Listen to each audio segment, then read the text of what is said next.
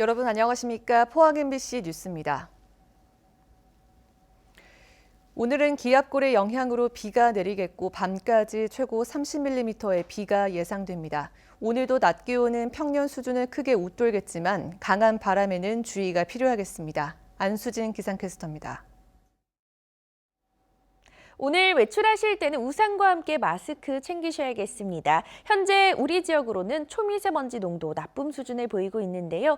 오전 10시를 전후로 탁한 공기가 이어지다가 이후부터는 대기의 질이 차츰 나아지겠습니다. 이 미세먼지가 아니라도 개인 위생을 위해서 마스크는 꼭 착용해 주시기 바랍니다. 오늘 아침부터 떨어지기 시작한 빗방울은 밤까지 이어지겠습니다. 예상되는 강수량은 10에서 30mm로 양도 제법 되겠습니다. 오늘 경북 동해안과 울릉도 독도에는 바람이 강하게 부는 곳이 많겠습니다. 시설물 관리와 더불어 안전사고에도 유의하시기 바랍니다. 이어서 자세한 지역별 날씨 알아보겠습니다. 오늘 흐리고 밤까지 비가 내리겠습니다. 낮 최고 기온 울진 12도, 영덕과 경주가 13도, 포항이 14도입니다. 울릉도와 독도는 오후부터 비가 시작되겠습니다. 한낮 기온 울릉도와 독도 11도입니다. 동해상으로는 내일 새벽까지 비가 이어지겠고요. 오늘 오후부터 물결이 높게 일겠습니다. 바다의 물결 동해 중부해상에서 최고 3.5m고요. 동해 남부해상에서 최고 4m까지 높게 일겠습니다. 금요일 오후와 일요일 오전에도 비 예보가 들어 있습니다. 날씨였습니다. 원자력안전위원회가 승인한 월성원전 내 사용 후 해결료 임시 저장시설인 맥스터 추가 증설을 두고 지역민들의 반발이 갈수록 커지고 있습니다. 경주시 의회는 맥스터가 임시 저장시설이 아닌 중간 저장시설이라며 관련법 개정을 촉구했고 지역 실행기구를 통한 의견 수렴 절차도 늦어지고 있습니다. 임재국 기자가 보도합니다. 월성원전 내 사용 후 해결료를 임시 저장하는 맥스터입니다. 한수원은 기존 시설이 내년 11월이면 가득 차게 된다며 맥스터 7기에 추가 증설을 신청했고 원자력안전위원회는 4년 만인 지난달에 승인했습니다. 한수원은 맥스터 추가 증설 계획을 경주시 의회에 보고했는데 의원들은 정부가 맥스터를 임시 저장이 아닌 중간 또는 연구시설로 추진하려 한다며 반발했습니다. 특히 방패장 특별법에 따라 지난 2016년까지 사용 후 해결료를 경주 이외의 지역으로 반출하기로 한 당초 정부의 약속을 지키라고 촉구했습니다. 지금 맥스터 추가 건설하는 것은 딱 탈원전 정책에 의해서 2, 3, 4, 5기가 쓰는 만큼의 맥스터 건설을 한다는 거죠. 그런데 맥스터 건설을 했을 때 그 뒤에는 그대로 놔둔다는 이야기죠. 왜 그러냐면은 중간 저장 시설과 연구 저장 시설이 정부에서는 움직이지도 안 하고 있어요. 맥스터 추가 증설에 대한 지역 의견을 수렴하는 사용 후 해결료 재검토위원회 산하 경주시 지역 실행 기구의 활동도 지지부진합니다. 정부는 5월 말까지 사용 후 해결료 관련 정책에 대한 결정을 하기로 했지만 위원회의 전문가 그룹 집단 탈퇴에 이어 지역 실행 기구와의 업무 협의도 늦어지고 있습니다. 지금 현재까지 전문가 검토 그룹의 어떤 보고서도 채택이 안 돼 있는 부분이고 지역 실행기구도 5개 원전 지역 중에서 지금 월성만 지금 실행기구가 발족이 돼 있기 때문에 이 모든 사항들이 당초 일정 로드맵보다 상당한 기간 지연이 되고 있어서 맥스터 추가 증설 승인 이후 정부의 후속 조치가 당초보다 늦어지면서 지역에선 정부의 원전 정책에 대한 혼란과 지역 주민 간 갈등만 커지고 있습니다. MBC 뉴스 임재국입니다. 지열발전소 유치 책임론이 국회의원 선거를 앞두고 정치 공방으로 번지고 있습니다. 임종백 흥해 지진대책위원장 등 일부 피해 주민들은 지진특별법이 정쟁 대상이 아님에도 자유한국당 의원은 특별법에 5명만 투표했고 주민 요구가 빠진 부실한 법안 통과와 촉발 지진 원인 규명에 소극적이었던 김정재, 박명재 의원의 사과를 촉구했습니다. 또 이명박 정부 시절 포항에 지열발전소를 유치한 박승호 전 시장도 책임이 있다고 주장했습니다. 이에 대해 자유한국당 박승호 예비후보는 민주당 시의원 출마 경력이 있는 임종백 대표의 주장은 순수성이 의심된다며 당시 민간기업과 학계, 지식, 경제부 등에 비해 지열 발전에 대한 전문성이 없었던 것은 사실이라며 포항 시민에게 사죄한다고 밝혔습니다. 포항시의 생활 폐기물 자원화 시설인 SRF를 둘러싼 갈등이 해결될 기미를 보이지 않고 있습니다. SRF가 위치한 포항시 오천읍 주민들이 어제 청와대와 국회를 찾았는데요. 주민들의 환경권을 무시한 채 포항시가 무책임한 행정을 펼쳐왔다며 정부 차원의 대응과 SRF 가동 중단을 촉구했습니다. 박성아 기자가 보도합니다. 청와대 앞에 포항시의 행정을 질타하는 1인 시위 피켓이 내걸렸습니다. 포항시 생활 폐기물 자원화 시설인 SRF 인근에 살고 있는 오천읍 주민들입니다. 주민들은 생활 쓰레기를 소각하는 SRF의 굴뚝 높이를 낮게 만들어 대기 오염 피해가 불가피한데도 포항시가 무책임한 행정으로 일관하고 있다며 비판의 목소리를 높였습니다. 두 딸을 둔 엄마인데요. 포항시가 지금 저희들과 소통을 하려 하지 않고 있어요. 아이들 건강 때문에 어쩔 수 없이 저희들이 청와대 앞까지 와서 1인 시위를 하게 되었어요. 주민들은 이어 국회에서 기자회견을 열고 SRF가 명백한 쓰레기 소각 시설임에도 불구하고 관련 규제 법령에 부족한 점이 많다며 정부와 국회 차원의 대응을 촉구했습니다. 이명박 박근혜 정부 때 신재생 에너지로 명분으로 규제가 완화되고 국민들의 환경권과 건강권은 무시된 채 만들어진 저 SRF 발전소에 대한 규제를 지금이라도 제대로 바로잡아야 합니다. 또 다른 지역과 비교해 포항시의 SRF 건설에 현저히 높은 예산이 투입됐다며 포항시에 대한 정부 차원의 행정감사도 요청했습니다. 주민들은 새학기가 시작하면 초등학생 등교 거부 운동을 펼치고 포항시를 상대로 행정소송까지 제기할 예정입니다. 이제는 이강택 시장이 직접 나서야 한다고 생각합니다. 그러지 않을 경우에는 저희는 집단 행정소송도 준비할 생각이 있습니다. 오는 21일에는 그동안 제기된 문제들을 다루는 제4차 포항시 SRF 민관협의회가 열릴 예정입니다. 각종 논란에 대해 포항시가 명확한 대책을 내놓지 못한다면 SRF를 둘러싼 갈등은 쉽게 끝나지 않을 것으로 보입니다. MBC 뉴스 박성아입니다. 경북 동해안 지역 기업들의 체감 경기가 오랜 침체 국면에서 조금이나마 벗어나고 있는 것으로 나타났습니다. 한국은행 포항본부는 경북 동해안 지역 제조업의 1월 기업 경기 실사 지수는 58로 전달에 비해 4포인트 상승해 최근 5개월 만에 처음으로 반등했으며 비제조업도 4포인트 상승해 71을 기록했다고 밝혔습니다. 2월의 기업 경기 실사 지수도 제조업은 60, 비제조업은 72로 상승세를 이어갈 것으로 전망했습니다. 신종 코로나 바이러스 사태로 불안감이 확산되고 지역 경제 피해도 커지고 있는데요. 경상북도가 사태 장기화에 따른 경제 지원 대책을 비롯한 종합 대책을 발표하고 총력 대응을 선언했습니다. 김건혁 기자입니다. 현재 경북의 신종 코로나 관리 인원은 58명, 검사를 받으며 자가 격리 중인 인원이 38명, 능동 감시자 20명입니다. 확진 환자는 없습니다. 하지만 제조업을 중심으로 지역 경제의 충격과 피해는 커지고 있습니다. 수출 피해를 신고한 중소기업이 72개, 도내 수출업체의 76%가 중국과 무역을 하며 중국 의존도가 높아 조업이 재개되기는 했지만 피해는 당분간 계속될 것으로 보입니다. 또 모임과 행사, 관광 예약이 취소되고 유동인구가 줄면서 소상공인 98%의 매출이 감소했습니다. 경상북도가 신종 코로나 방역과 경제 대응 종합 대책을 내놓았습니다.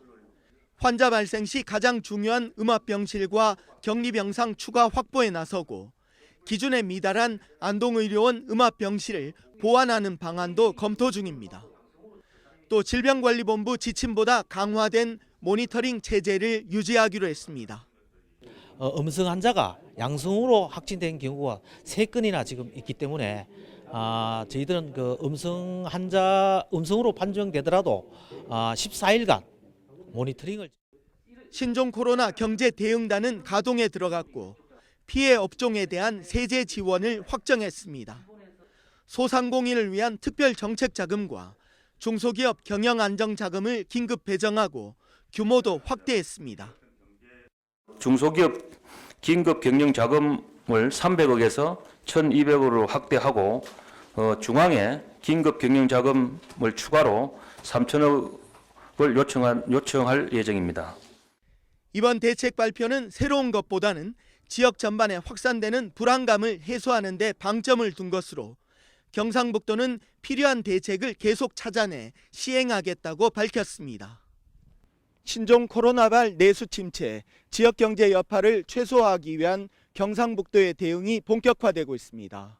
MBC 뉴스 김건엽입니다. 신종 코로나 바이러스 등의 영향으로 헌혈자가 감소한 가운데 어제 오후 2시 기준 영남 지역의 혈액 보유량은 2.6일을 기록했습니다. 지난주에 비해선 소폭 올랐지만 안정적인 혈액 수급 기준인 5일에는 크게 못 미쳐 지속적인 헌혈 동참이 필요합니다. 혈액형별로는 O형과 A형이 1.71분을 기록해 가장 부족한 상황입니다.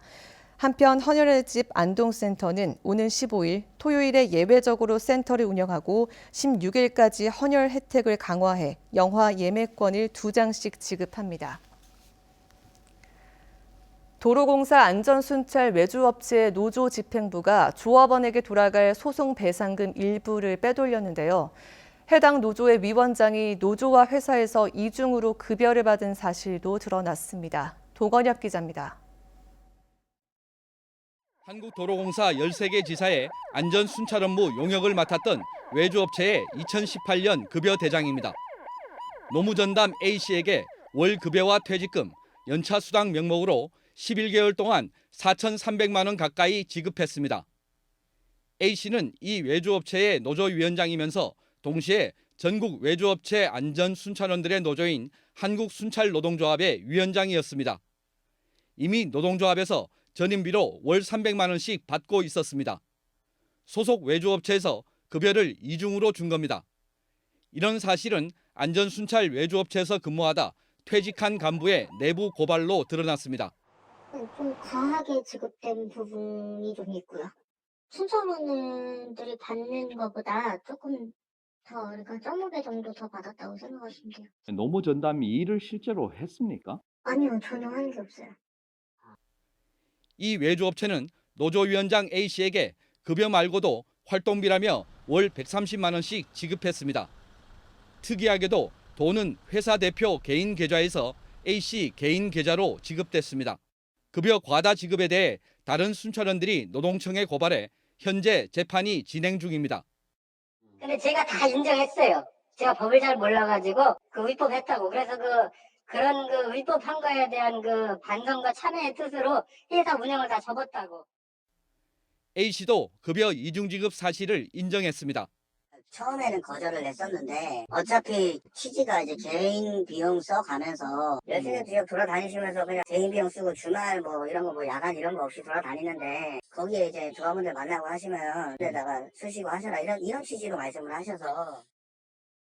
대법원 판례에 따르면 과다하게 책정된 급여를 근로시간 면제자에게 지급하는 사용자의 행위는 노조 전임자 급여 지원 행위나 노동조합 운영비 원조 행위에 해당하는 부당 노동 행위가 될 수 있습니다. 노동조합이 사용자에게 경제적으로 의존하는 것을 막아 노동조합의 자주성을 지키기 위한 겁니다. 외주업체 대표는 어떤 이유로 급여를 이중 지급했는지에 대해서 납득할 만한 설명을 내놓지 않았습니다. 우리 회사를 운영하신 분들은 그러니까 불합리하게 돈이 나가는 게 대해서는 굉장히 민감하신 걸로 알고 있는데. 모르겠습니다. 저도 왜 줬는지. 하여튼 처분 받았어요. 다. 부당노동의 이름 모르겠어요. 외주업체는 노조위원장에게 준 급여를 포함해 용역비를 원청업체인 한국도로공사에 청구해 받았습니다. 도로공사는 지급한 용역비에 대해 1년에 한 번 외부 회계법인의 검증을 거쳤다며 재판이나 수사 결과에 따라 필요할 경우 조치를 하겠다고 밝혔습니다. MBC 뉴스 도건협입니다. 국가인권위원회는 명문대에 진학하면 장학금을 지급하는 34개 지방자치단체 장학회에 개선 의견을 표명했습니다. 인권위는 서울대, 연고대, 포스텍, 의대 등 이른바 명문대에 진학했다는 이유만으로 장학금을 지급하는 것은 학벌에 의한 차별 소지가 있고 대학 간 서열화와 지방대학 붕괴를 불러온다고 지적했습니다.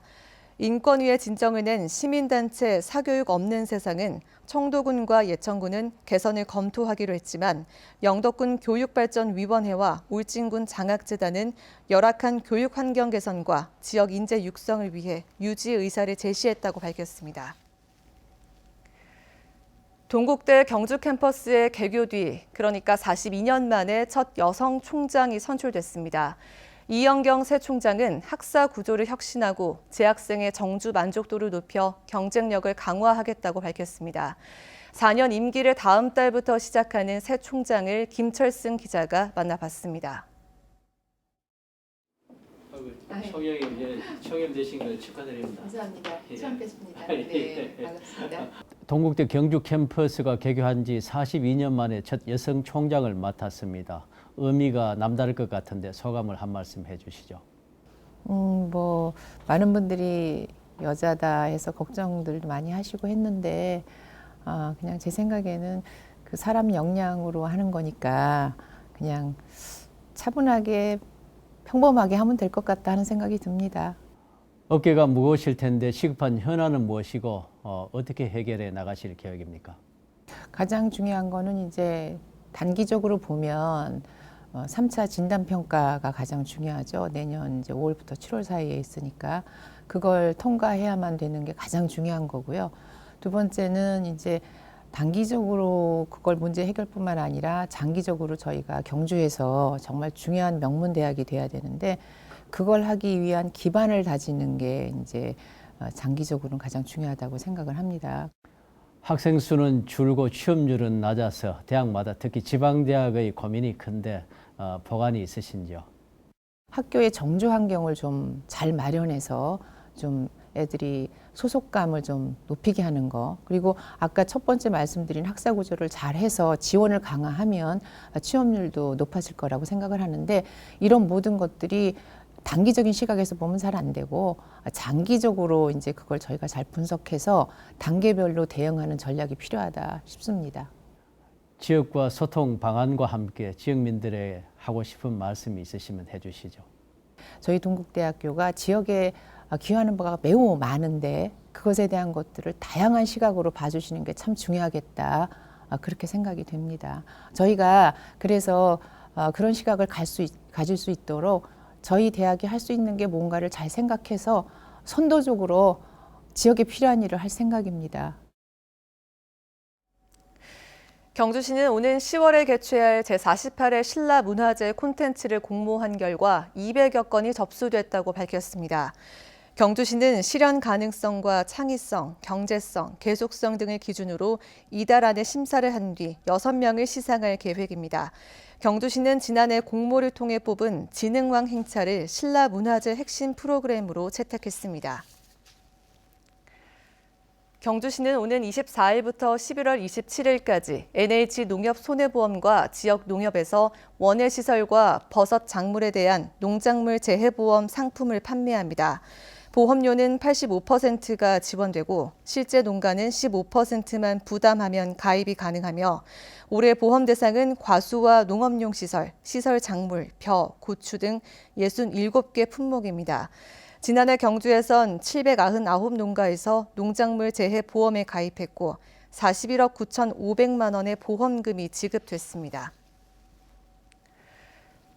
비리로 홍역을 치른 복지재단을 정상으로 되돌리는 게 참 힘든 모양입니다. 설린복지재단이 옛 이사진을 바꾸며 정상화를 추진했지만 전 이사장의 측근들이 여전히 영향력을 행사하고 있다는 의혹 속에 정상화가 제대로 이루어지지 않고 있습니다. 박재영 기자입니다. 설린복지재단 정상화와 개혁을 촉구하는 1인 피켓 시위가 등장했습니다.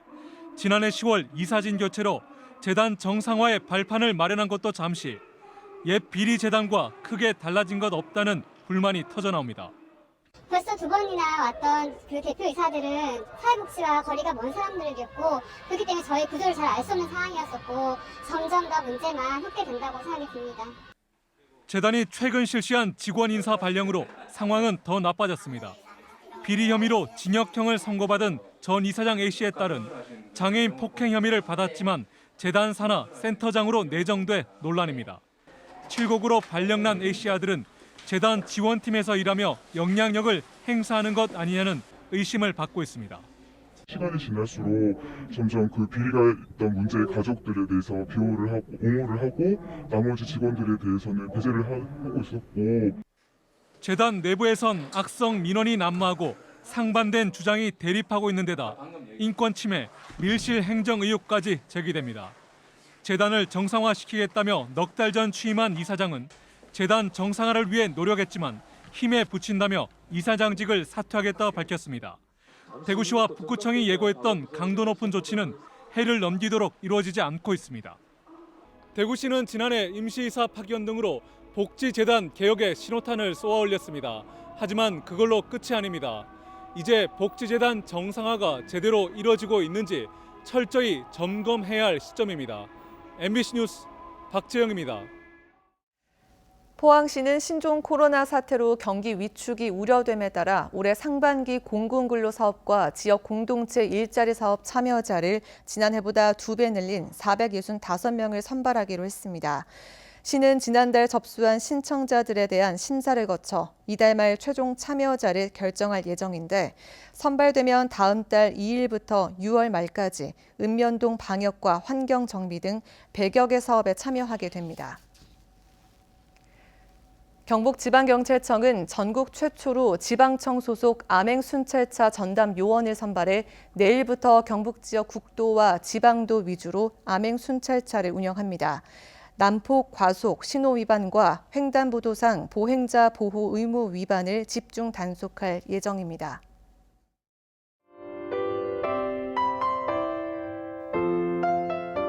오늘 외출하실 때는 우산과 함께 마스크 챙기셔야겠습니다. 현재 우리 지역으로는 초미세먼지 농도 나쁨 수준을 보이고 있는데요. 오전 10시를 전후로 탁한 공기가 이어지다가 이후부터는 대기의 질이 차츰 나아지겠습니다. 이 미세먼지가 아니라도 개인 위생을 위해서 마스크는 꼭 착용해 주시기 바랍니다.